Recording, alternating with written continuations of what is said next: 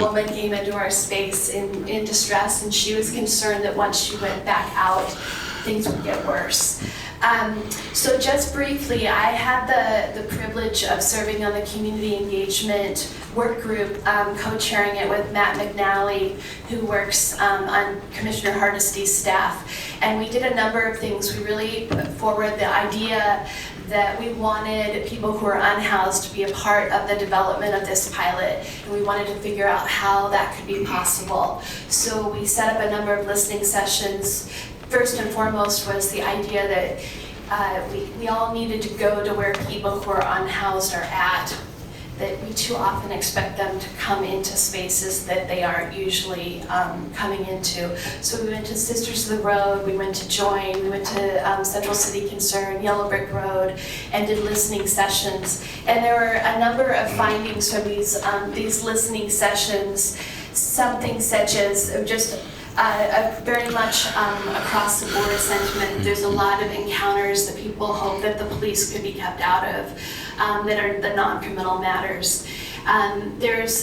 Folks talked about how sometimes to the outside there's situations that can look unsafe, but they actually are safe in the sense that there might be a street family that's providing safety to each other, and it's only by sort of getting pulled apart that's when more stress takes place. So how can the Portland Street Response come to really understand more of what they're seeing?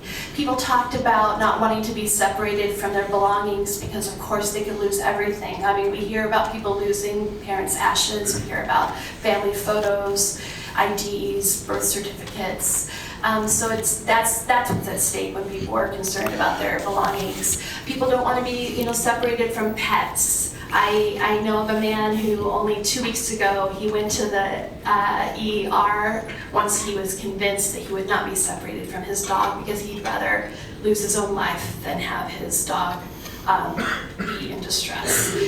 And we heard from people that they, need a support system sometimes, other folks that are going to understand them, that can be with them.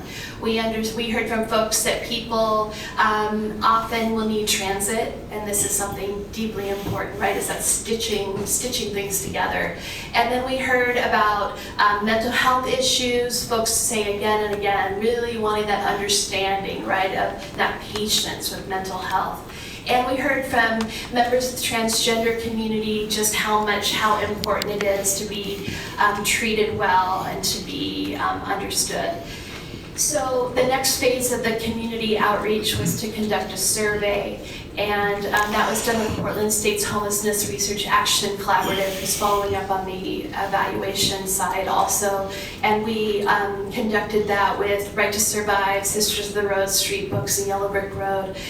And Street Roots vendors went out with Portland State students and other community members. Each survey team had at least one person who'd experienced homelessness or was currently experiencing homelessness. And they went out and surveyed people on trails and squats and camps and shelters to find out what people wanted in Portland Street Response. That was incredibly helpful. In 2 days plus a little bit, they surveyed 184 people. And some of the surveys took place at night in people's camps, in situations that I never would have had access to. And here are the 8 findings, and these are in the packet that you have. The whole report is in there. But number 1, Portland State, Greg. Portland Street Response needs to be separate from the police. There's a concern, number 2, that Portland Street Response not be armed or able to run warrant checks. Number 3, that Portland Street Response prioritizes training in mental health, de-escalation, training, and listening. So listening, again, that story beneath the story of the crisis. Number 4, uniforms should be recognizable and distinct from other first responders. Number 5, referrals and transportation services would help teams be effective. Number 6, Portland Street Response need to be able to connect with places where people can go. And this really gets at what Mark Jolin was talking about in the video. This is a first responder system that's only solving situations that deal with first responder crises, and it doesn't do anything to provide housing or places for people to go. And I think it's always really important to emphasize that portion too. Number 7, a lot of people who are unhoused just wanted to educate other people in the community about how to use emergency calls. A lot of folks are saying they just feel like people dial 911 a little too easily. And number 8, treat people with compassion and dignity. So I'm really proud that all those recommendations made it into the recommendations you have before you.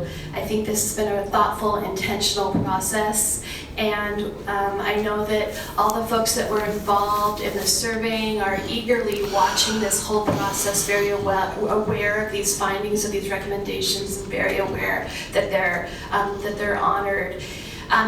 Finally, we also helped hold a logo contest, and one of the things that we were able to do with the logo contest was have depository boxes at libraries, as well as at Street Roots and Commissioner Hardesty's office, so that they were in a number of places where people who are unhoused could enter the contest.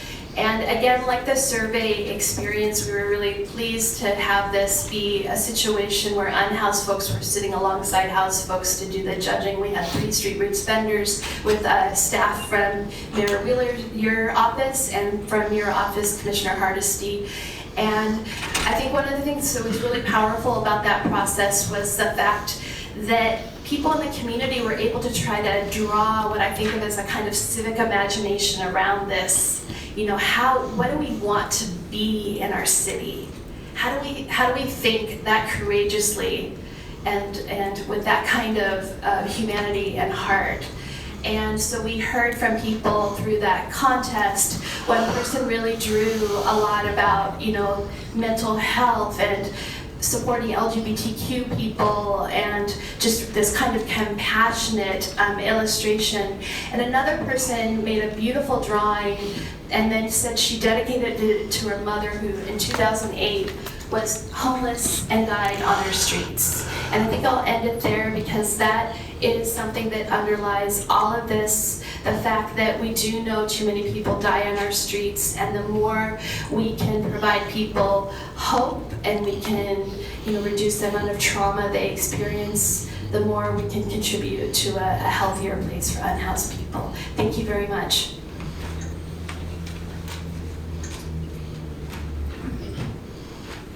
Thanks, Kaya. I'm Greg Townley from Portland State University. Thank you, Portland City Council, for inviting me to speak and for your commitment to making sure that this program is informed by research and evaluation.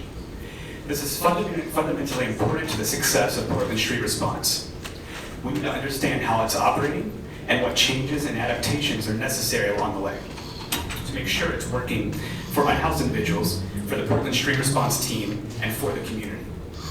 Commissioner Hardesty expressed her dedication to making sure the pilot was evaluated and informed by data when I met her at the listening sessions in early July. Kaya Sand invited us to co-develop a survey methodology and report highlighting the critical perspectives of unhoused individuals. Matt McNally conducted an online survey of businesses and neighborhood associations so that their input could inform the pilot. And many others across the Portland Street Response work groups collected vital information from a variety of stakeholders that was instrumental in designing the pilot program.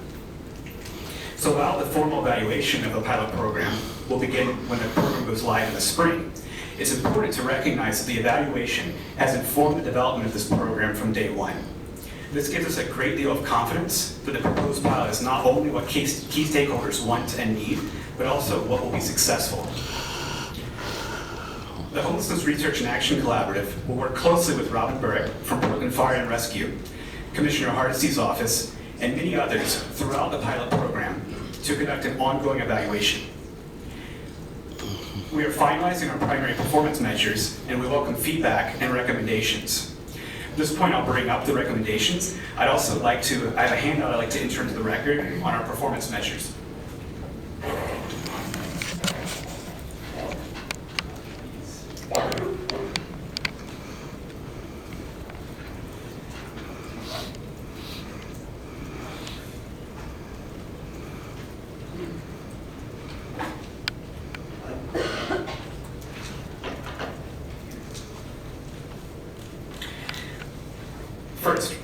reductions in the number of non-warrant arrests that result during a 911 response.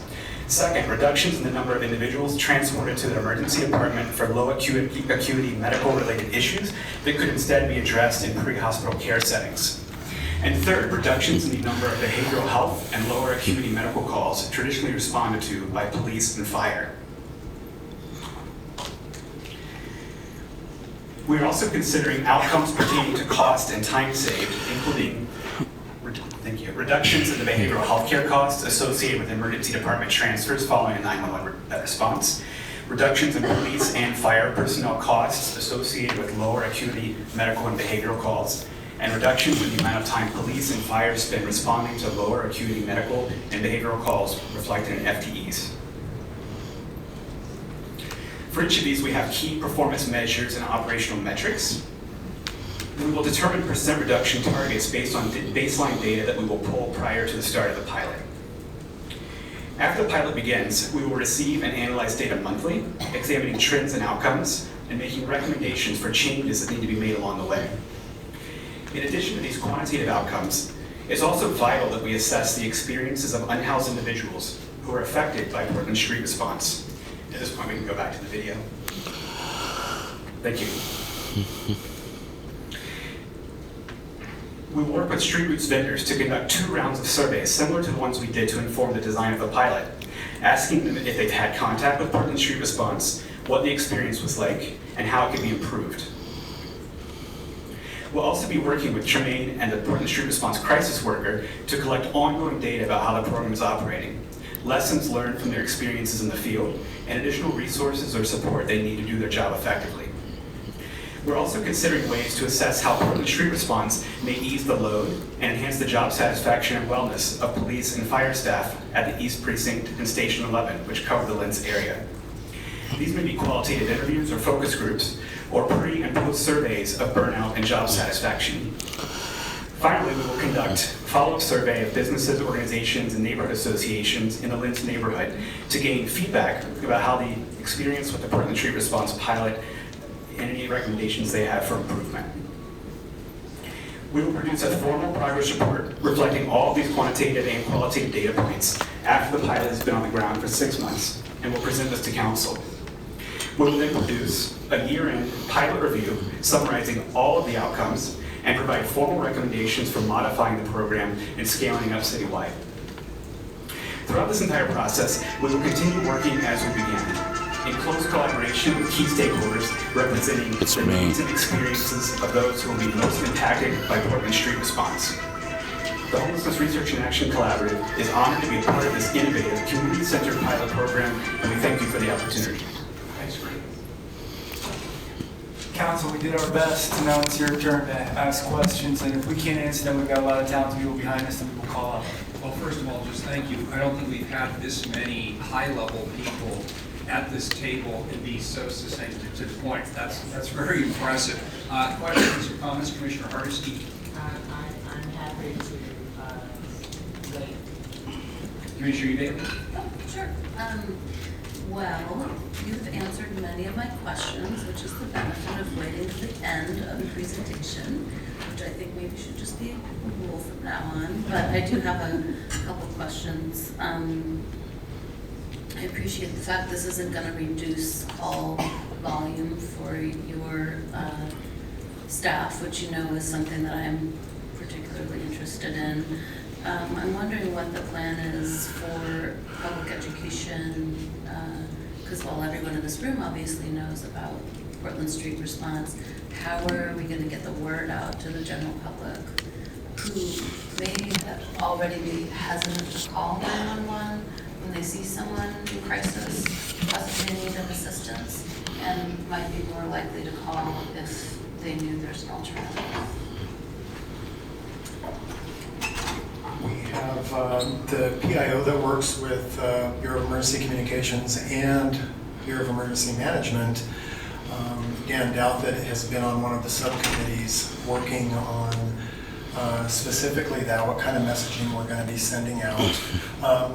In a pilot, we want to be very cautious not to set expectations too high. So we're not going to necessarily publicize initially, But assuming that the pilot is a success, that's where we really want to go full board and educate the public on, not only on the fact that Portland Street Response exists and the purpose of it, but also on the appropriate use of 911, when to call 911, when to call non-emergency number, or even provide alternate numbers for people to call. And would you anticipate calls for Portland Street Response to always go to 911? Or would we possibly want to offer another avenue? Yeah, that's a good question. Down the line. Right now, the model is that the calls will come through to BOEC, and that can be through the non-emergency number as well as 911.